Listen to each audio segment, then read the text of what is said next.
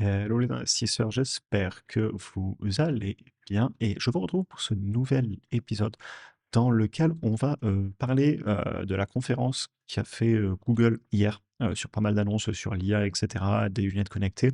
Ce qui va du coup m'amener aussi à reparler de Meta et de EssilorLuxottica qui ont des lunettes connectées ensemble. Et en fin de vidéo, je vous reparlerai un petit peu de tout le secteur en ce moment qui fait beaucoup parler autour de l'intelligence artificielle, de la puissance de calcul, etc. Vous avez vu des boîtes comme SK hynix, Micron qui sont fortement montées.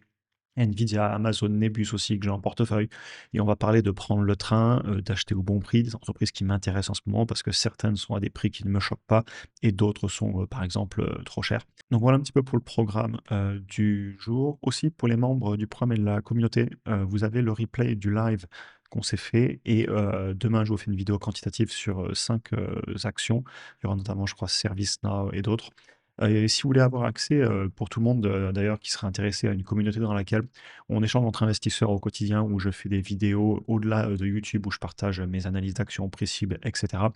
Bah, vous pouvez nous rejoindre, c'est sans engagement et ça permet de découvrir le travail qu'on fait en plus, sans avoir trop de friction ou trop de risques et voilà, évidemment, comme d'habitude, si chacun conseille en investissement. Je vous partage ma vision des choses et cetera sur les entreprises, mais chacun prend ses propres décisions avec son argent, évidemment. Alors, les annonces de Google qui ont été faites hier, lors de la conférence I/O, déjà, ils nous ont, parlé, de Gemini. On est quand même sur du 900 millions d'utilisateurs actifs et 2,5 milliards de personnes qui ont été touchées par les recherches en IA quand on fait une recherche sur Google. C'est quelque chose que j'utilise tout le temps à l'étranger. C'est vrai que selon les pays, alors je crois qu'en Belgique ça fonctionne, en France c'est pas le cas, avec des VPN aussi vous pouvez tester. Mais en gros, quand vous faites une recherche Google, ben, en haut, vous avez une réponse en IA selon le type de question. Ça fait gagner beaucoup de temps et ils sont vraiment en train de l'implémenter. Quand je pense qu'on en a eu à 100 000 ça fait plaisir. On en parlait sur la chaîne à l'époque, enfin bref et je conserve mon Google. On parlera de la valorisation d'ailleurs après. Remarquez, je peux le faire maintenant du coup. Ça sera fait. Google, hein, c'est une boîte que je paierai dans les 220 et quelques, donc à 387, c'est non. Et on en reparlera du coup plus tard dans la vidéo, que vous avez ce que vous payez et ce que vous obtenez. Et c'est hyper important. Par exemple, un Meta en ce moment, je la trouve pas si cher que ça. Et même un Essilor-Luxottica, pendant très longtemps, je la trouvais extrêmement chère. Et ça va mieux maintenant. Donc on va reparler des valorisations de ces deux entreprises.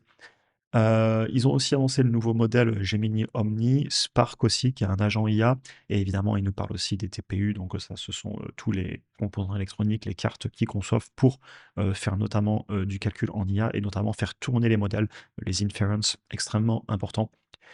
N'hésitez pas à aller regarder la conférence si vous êtes investisseur, je pense que vous l'avez peut-être déjà fait d'ailleurs, ou même pour ceux qui seraient intéressés par le business. Rien n'empêche d'aller regarder déjà ce qu'ils font maintenant et même si elle n'est pas au bon prix, on peut quand même la regarder. D'ailleurs, j'en reparlerai plus tard de SK hynix, Mitron et cetera. Hem, Maintenant qu'elles sont tout là-haut, tout le monde en parle, mais j'imagine que les personnes qui sont intéressées par le dossier ont fait le qualitatif et les suivent depuis très longtemps, ce qui était mon cas sur Google ou encore sur Amazon il y a peu. Par exemple, un Google, je peux plus l'acheter, mais je la regarde quand même, malgré que je puisse pas l'acheter et un Amazon que je pouvais pas acheter pendant longtemps, ça m'empêchait pas de l'analyser et le jour où j'ai pu, au moins je savais pourquoi j'y allais. Donc, attention à ne pas démarrer l'analyse parce qu'une action monte ou baisse, mais à démarrer une analyse parce qu'on aime l'entreprise. Le prix de l'action n'a rien à faire dans l'analyse, c'est juste à la fin ce qui nous permet de savoir si on achète, ou pas. C'est la chose que personnellement, bien souvent d'ailleurs en analyse quantitative quand on fait les vidéos school, je regarde en tout dernier le prix. Très souvent, j'oublie même de regarder, le graphique parce que ça importe assez peu en fait, le graphique. C'est juste l'élément final. Bref, Google est omniprésent, je me rends compte que je fais des tangentes dans tous les sens. Je pense qu'il y aura pratiquement pas de cut dans cette vidéo. Là, j'en vois le bout avec l'immobilier, après j'aurai le temps de refaire un peu plus de vidéos. Bref, je raconte ma vie. Ils sont présents sur tous les tableaux Google, et j'aime beaucoup voir ça et d'ailleurs en parlant de Google, vous avez aussi, Amazon. Heu, je les vois, notamment, ce que je veux vous dire, c'est que, si vous êtes sur Google ou sur Amazon, vous n'êtes pas en train de rater le train de l'IA. Quand je vois tout ce qu'ils sont en train de faire et même ils ont tous les 2 des parts, faut pas oublier chez Anthropic, qui ont, Claude AI et Claude Code et Karpati, est en train d'aller chez Anthropic. Karpati, c'était l'ancien, numéro 1 de l'IA chez Tesla. C'est lui qui avait beaucoup bossé sur le fait de passer sur un réseau de neurones pour la conduite autonome et il arrive chez Anthropic, à qui je suis très exposé via Google et Amazon. Donc, je ne vais pas me plaindre. Maintenant, le combat des lunettes connectées face à Meta et Essilor, je trouve ça très intéressant. Notamment parce que c'est, des entreprises qui ont des valorisations, différentes et c'est quelque chose sur lequel je voulais m'exposer. J'en ai souvent parlé de ces lunettes connectées, j'ai souvent parlé, via EssilorLuxottica et bah, j'aime bien voir que Google s'y attaque aussi. Si vous regardez d'ailleurs, juste, Google avant les chiffres, hein, pour se rendre compte de l'entreprise à quel point elle génère du cash et elle met ce cash de partout, bah, tout simplement pour investir massivement et aller chercher tout le temps des nouveaux projets. D'ailleurs, je suis content qu'ils m'exposent aussi à la conduite autonome et cetera. Mais vous voyez ici des croissances du chiffre d'affaires annuel composées sur 5 ans de plus de 16%. On est sur des marges sur, flux de trésorerie opérationnel. Je mets pas les free cash flow parce que vous vous doutez bien que vu les capex, c'est pas exploitable. Des marges de plus de 40 sur les flux de trésorerie opérationnel et ils investissent massivement. Et quand vous les regardez, les 3 ensemble, donc là, vous avez le prix des actions de EssilorLuxottica, Google et Meta. Sur 5 ans, c'est assez intéressant. Vous regardez Google, là, début 2023, quand j'ai acheté pas mal depuis, elle a explosé. Et Meta et Excelsior Luxottica, à l'inverse, elles, alors elles sont bien montées depuis 5 ans, par contre, elles corrigent récemment. Et c'est assez intéressant parce que je vais vous mettre ici les prix par rapport au flux de trésorerie opérationnel et vous allez le retrouver, c'est flagrant. Regardez ici en rose, c'était Essilor Luxottica qui se payait 30 fois les prix par rapport au flux de trésorerie opérationnel et on faisait des vidéos disant que c'était beaucoup trop cher. Meta, elle aussi, la valo est en train de dégringoler. Aujourd'hui, vous payez Meta 12 fois les operating cash flow et 14,93 chez EssilorLuxottica. Les 2 sont pas si chers que ça, je l'ai déjà dit en vidéo et je vais en reparler ici des valorisations. Et à l'inverse, un Google se paye 25 fois, 27 fois les prix par rapport au flux de trésorerie opérationnel. Donc hors de question que je touche Google à plus de presque 400 $, hein, 300 et quelques, ouais. Donc non, je n'y vais pas. Par contre, si vous regardez les croissances du chiffre d'affaires, c'est là que vous allez comprendre pourquoi je trouve Meta assez impressionnant. Si je vous mets sur le plus court terme, vous voyez que la croissance sur EssilorLuxottica ralentit quand même, hein. Là, le chiffre d'affaires, vous l'avez. Alors que chez Meta, c'est en train d'accélérer, comme Google d'ailleurs. Et donc, vous avez 3 cas. Vous avez Google, ça accélère, mais la valo s'est envolée. Meta, ça accélère et la valo s'est écroulée. Et EssilorLuxottica, ça ralentit et la valo s'est écroulée. Et c'est pour ça que je regarde beaucoup Meta en ce moment. Parce que je commence à avoir une décorrélation entre ce que je vois dans les chiffres. Alors, il y a le narratif qui dit, enfin voilà, ils souffrent du narratif à cause notamment des CAPEX qui investissent beaucoup. Et est-ce qu'ils vont réussir à prendre le tournant de l'IA, sachant que leurs modèles, en tout cas de large language model, sont moins efficaces. Mais moi, j'aime bien ce qu'ils font, par exemple, notamment avec les lunettes connectées, ce dont je vais vous parler un petit peu ici. Du coup, entre les 3 entreprises, Google se lance dans les lunettes connectées. Alors, ils en avaient déjà annoncé à l'époque, ça avait fait un flop 2014, 2015, 2016, il faudrait retrouver. Ils les ont ressortis l'année dernière dans la I/O, donc la I/O, c'est la conférence que fait Google, et ils nous en reparlent encore cette année. Et cette fois, on a quand même un peu plus de concret. C'est un partenariat avec Samsung. Samsung, j'aime beaucoup que ce soit un partenariat parce qu'ils ont de la connaissance en hardware. Samsung, ils savent faire des montres, ils savent faire des téléphones, etc. Google aussi, hein, fait des montres et des téléphones, mais voilà, c'est cohérent que ça s'associe. Et en plus, ils s'associent avec des marques que pour le coup, je ne connaissais pas, Gentle Monster et Warby Parker. Alors qu'en face, quand même, un Meta, eux, c'est associé avec Ray-Ban et Oakley, qui sont toutes les deux, en fait, chez Excellent Luxottica. Donc, c'est quand même des marques plus connues. Et j'aime bien voir ces partenariats de différentes compétences qui se mettent ensemble, clairement. Au niveau des Silor Luxottica, je voulais reparler de Lavalo. Pendant très longtemps, la baisse, je ne pouvais pas l'acheter. Vous avez plein de vidéos sur YouTube où je le dis, je ne vais pas me répéter. Je ne peux plus le dire.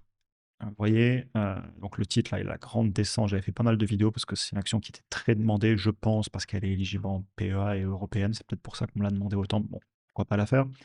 Elle a tapé 163 €, elle est à 175. Ça, c'est le pur hasard qu'elle ait tapé ce prix-là. Et je ne sais pas si elle a tapé sous mon prix cible. Moi, je m'étais mis, je crois, en max, max, max. J'avais dit, je crois, dans les 160, 170. Et après, commencer à mettre une décote si on voulait aller chercher un petit peu plus de marge de sécurité, mais j'en avais déjà mis. Donc, ouais, et je me rappelle, j'avais fait une vidéo à 190 où je disais encore un peu patience. Et vous retournez voir cette vidéo, mais je crois que je l'ai écrit quelque part où j'ai dû dire je ne peux plus dire euh, que la Malo est trop chère. Et bah, c'est toujours le cas. Alors, la 175, c'est un peu remonté, mais effectivement, 160, 170, et même globalement, dès qu'elle est venue casser les 190 là-haut, j'ai officiellement plus pu dire sur YouTube qu'elle était trop chère.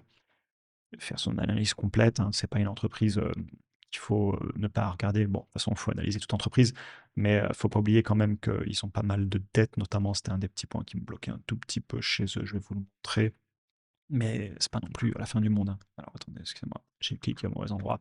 Ouais, il y a quand même beaucoup de dettes long terme et court terme, il faudra rembourser un jour. mais il y a du cash aussi, mais quand même beaucoup moins. Mais ce que je voulais vous montrer, c'est voilà, le chiffre d'affaires, il a stagné à un moment, vous le retrouvez ici au niveau de 2022-2023 et maintenant là, vous êtes en semestriel, ça y est, la croissance repart et les marges opérationnelles, bon évidemment, on n'est pas au niveau d'un Meta ou d'un Google, surtout que je vous montrais tout à l'heure, mais Meta, elles doivent être aussi, élevées d'ailleurs, on peut le regarder. Allez, je vous fais une autre tangente, c'était pas prévu, c'est pas grave, on part dans tous les sens. Hem, Meta, les marges opérationnelles, ça doit être vachement élevé. Ouais, vous les avez ici. Je je suis désolé, je me marche, j'arrive plus à parler. 56-57%. Quand je vous dis que Meta, je suis en train de regarder et que je commence à me dire: «Waouh, la valo et la qualité de l'entreprise», alors il y a des peurs, mais voilà, j'aime bien ce que je vois et sur Luxottica, la croissance avait ralenti et ce que j'ai écrit plus tard de souvenir, j'espère que cette adoption-là de 7 millions de paires de Ray-Ban et de Oakley vendues en 2025, des ruptures de stock, il y a eu pas mal notamment. J'espère que ça va se voir dans le chiffre d'affaires d'Essilor, surtout avec la valo qui revient sur terre, parce que je pense qu'elle a été élevée et je pense que ça va mieux. Je comprends que quelqu'un s'intéresse au dossier et moi je m'intéresse alors Essilor, oui, mais surtout, Meta. Alors, j'ai déjà toute la tech en portefeuille à ce rythme, je vais finir avec tout, à voir. J'ai l'impression si vous regardez, j'ai du Nvidia, j'ai du Apple, j'ai du Microsoft, j'ai du Amazon, j'ai du Google, j'ai pas du Meta et j'ai du, Tesla. Et on peut même aller les regarder ensemble, c'était pas prévu. De toute façon, si vous suivez toutes les vidéos, vous connaissez à peu près, l'intégralité du portefeuille.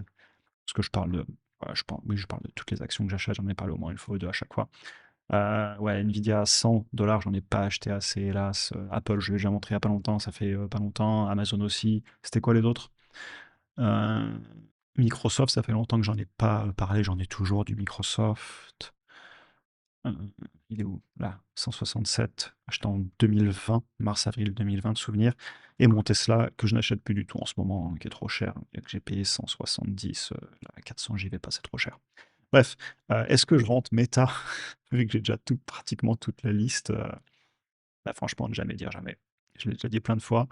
Heu, le prix, c'est ce qu'on paie, la valeur, c'est ce qu'on obtient et bah, Meta, si elle venait à corriger encore, pourquoi pas? Alors, je suis très, très, très exigeant sur mon prix cible parce que j'aime les bonnes affaires et les grosses décotes et je suis pas pressé parce que j'ai déjà pratiquement toute la tech en portefeuille. Mais la valo est basse et je peux pas dire le contraire. Et au final, ben, merci à Google de m'exposer, à tous ces secteurs qui m'intéressent. Conduite autonome avec Waymo, l'IA, bon évidemment avec Gemini, avec tous leurs modèles, bah, même avec les téléphones, hein, les Google Pixel, et cetera. Et maintenant encore plus de hardware avec les lunettes. J'aime bien voir ça. Et le marché va être énorme. Je regardais les études de marché total adressable, apparemment ça va être assez gros. Ce qui est pas en même temps incohérent parce que je crois que juste en 2025, ils ont vendu autant de lunettes qu'en 2023 et 2024. C'est pour ça que qu'ils n'ont pas pu répondre à la demande. Il y a eu des ruptures de stock, la demande était énorme. Et je pense que et Meta et EssilorLuxottica et Google et Samsung peuvent en profiter et même d'autres boîtes, hein. On peut penser à Sony, Sony d'ailleurs qu'on va analyser, bientôt normalement dans le school parce qu'on l'a été demandé. Sony qui est un gros fabricant de capteurs. La plupart des capteurs, photo j'entends, des appareils photo de plein d'autres marques que Sony, de téléphones et cetera d'ailleurs sont faits par Sony. C'est vraiment, bah, c'est pratiquement un monopole qu'ils ont sur les capteurs, bref, les capteurs photo et vidéo, c'est quelque chose qui me passionne d'ailleurs la vidéo. Qualcomm qui peut en profiter aussi, hein, parce qu'ils vont mettre des processeurs Qualcomm dans les lunettes. Donc franchement, tout le secteur qui va en profiter et moi-même, via toutes les positions que je vais montrer et mon Google. Et pour vraiment finir sur les valos, comme je vous l'avais dit et sur Luxottica, je suis plus choqué et Meta, non plus. Comme je l'étais pas de Amazon et cetera à l'époque et d'ailleurs, c'est ce dont je vais vous parler pour finir la vidéo. Secteur, IA, Nvidia, Amazon, Nebus, prendre le train et oui, prendre le train de ce secteur qui m'intéresse, mais au bon prix. Et c'est une analogie qui est souvent utilisée, pendant la ruée vers l'or, c'était les vendeurs de pelles qui, se sont enrichis. Je suis plutôt d'accord globalement avec cette phrase et il y a des acteurs qui vont vraiment, vendre des pelles. On peut penser à un Nvidia, heu, bah, avec les cartes graphiques, aussi avec CUDA qui est, système impressionnant, enfin bref. Amazon, ils utilisent quand même Amazon, hein, de l'IA, ils en mettent, pour leur logistique, on le sait, heu, pour aussi, tout ce qui est la publicité, la vente sur les plateformes. Mais évidemment, ils ont surtout AWS où, ils vendent de la puissance de calcul. Nebus, pareil, qui achète les pelles et qui ensuite les fait fonctionner et il y a de la vraie valeur ajoutée à les faire fonctionner. Nvidia a déjà dit qu'il suffisait pas juste de brancher des cartes graphiques, hein, qu'il y a un vrai savoir-faire derrière pour monter, des énormes clouds. et ensuite il les loue.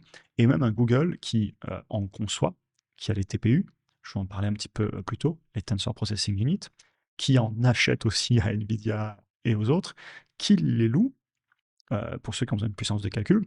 Donc ça, c'est Amazon Cloud, pardon, Google Cloud. Amazon Cloud aussi, il existe, et qui les utilise aussi pour ses propres modèles. Gemini, l'IA de Google, etc. Et Meta aussi, hein, ils ont des énormes infrastructures. On en reparlait en live ce dimanche.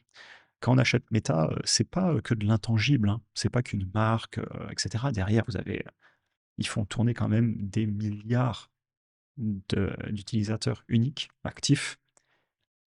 Ils ont des énormes infrastructures, des serveurs dans le monde entier, des câbles, de quoi passer de la puissance, de la donnée. Quand on achète Meta, on n'achète pas juste une application. Et on en parlait, c'était très intéressant. C'est pour ça que je m'intéresse aussi beaucoup au business, parce que c'est pas que de l'intangible, c'est aussi des actifs tangibles. Parce que j'aime beaucoup voir les actifs tangibles. Et in fine, c'est bien joli tout ça.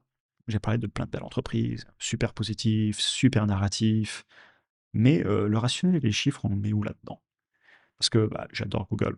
J'en ai en portefeuille, je sais plus, j'ai acheté 100 $ et quelques.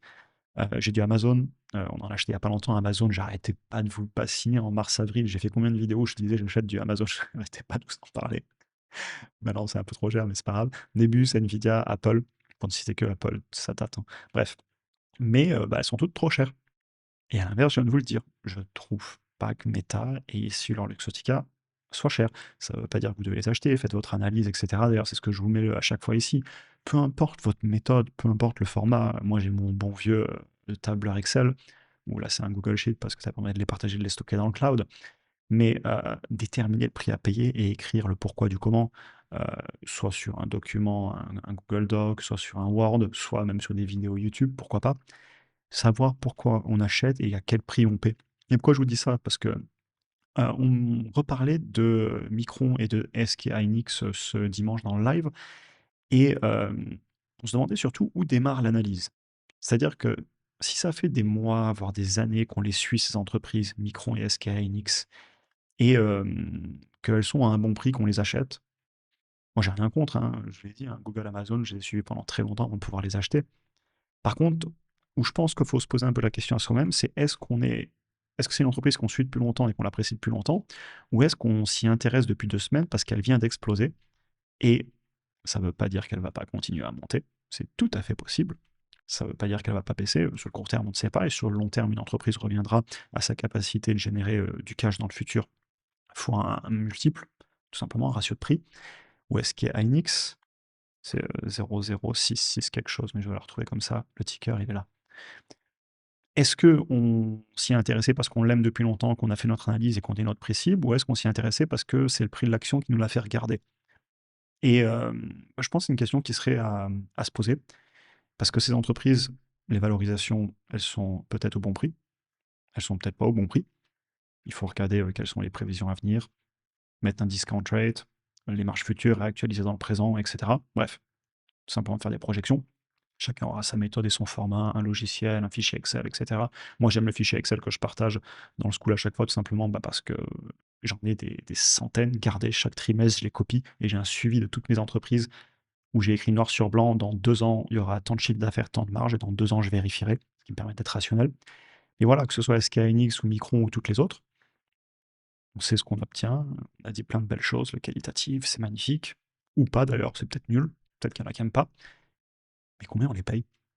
Est-ce qu'Aenix, elle fait que monter, mais est-ce qu'elle est au bon prix? Et ça, c'est une question que j'inviterais à se poser. Et donc, bah, j'y répondais, un Google c'est trop cher, Amazon c'est trop cher, Nebus c'est trop cher, Nvidia c'est trop cher. Meta, et si leur Luxottica, je ne peux pas le dire. Et encore une fois, pardon, je me reprends, quand je dis c'est trop cher, ça ne veut pas dire que je vais aller vendre mon Google, hein. Il est hors de question que je vende mon Google. Parce que qu'est-ce que je fais si mes croissances de chiffre d'affaires que j'ai mis dans mon fichier, je l'ai mis dans le fichier? Ouais, il est là. Vous voyez, je suis à 18% de croissance sur le chiffre d'affaires en 2026, puis ensuite 12 en 2027, 10 en 2028, c'est très très très conservateur. Si en 2027 et 2028, ils me font 15, 18, 19% de croissance, bon bah mon fichier, je vais le revoir à la hausse, mon prix cible il va exploser. Encore une fois, c'est moi qui ai décidé d'être très raisonnable dans mes croissances, en tout cas je les estime raisonnables. Elles sont peut-être trop élevées pour vous d'ailleurs, les croissances, chacun fera les siennes, mais ça me permet de dire que oui, j'achète pas, mais je parie pas contre, hein. Il est hors de question que je vende mon Google, donc voilà. Et bah, je voulais finir la vidéo là-dessus. Je peux pas dire que Meta est cher en ce moment. Je peux dire que je trouve Google cher en ce moment. Et pourtant, sur le papier, je préfère Google à ce jour parce que j'ai fait beaucoup plus de qualitatif, je comprends beaucoup mieux l'entreprise. Ça fait des années que je l'ai en portefeuille et bah, je vais commencer à rechercher Meta de plus en plus. Et c'est OK, j'accepte que Google est trop cher et je suis patient et il y a des opportunités et j'achète toutes les semaines et on trouve et on cherche ensemble. Et je voulais vraiment vous faire passer ce message qui est un peu inspiré de ce dont on parlait, ce week-end tous ensemble. Enfin, il y avait pas mal de questions dans le live, c'était intéressant. Voilà, j'espère que ça vous aura intéressé. Heu, très, très, très bien ce que fait, Meta et EssilorLuxottica. Très, très bien que Google s'y mette aussi. Je pense qu'il y aura un vrai marché futur sur tous les objets connectés, sur le hardware et j'aime voir des entreprises qui fabriquent des objets. Parce que le logiciel et cetera, c'est bien et d'ailleurs, j'ai des logiciels en portefeuille et j'achète des logiciels en bourse. Mais j'aime bien aussi voir des produits physiques, du monde réel, fabriquer des choses, avoir du tangible, rien que les serveurs, les infrastructures, il y a des choses derrière aussi. Il se passe beaucoup de belles choses en ce moment. Je fais énormément de qualitatif en arrière-plan. J'écoute beaucoup les conférences. Là, j'ai écouté celle de Google en entier, etc. Et ouais, c'est vraiment des secteurs qui m'intéressent. Et j'espère que cette vidéo vous aura intéressé aussi. Je vous souhaite une excellente journée à tous. C'était un vrai plaisir de la faire. J'espère que ça s'est ressenti. Et à très bientôt pour un prochain épisode.